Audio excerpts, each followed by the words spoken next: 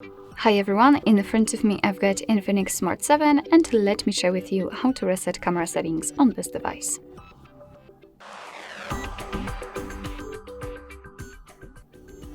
So first of all, let's open the camera app, and to be honest, it does not really matter on which mode you will be.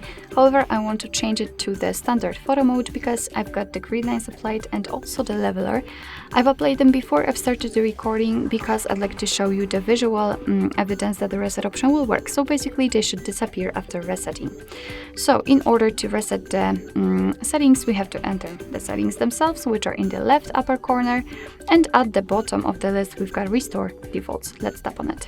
Tap on restore, and as you can see, we just got back to the camera.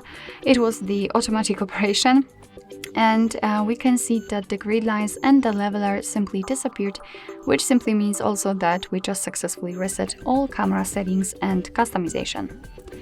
Alright, so that will be all. Thank you so much for watching. I hope that this video was helpful, and if it was, please hit the subscribe button and leave the thumbs up.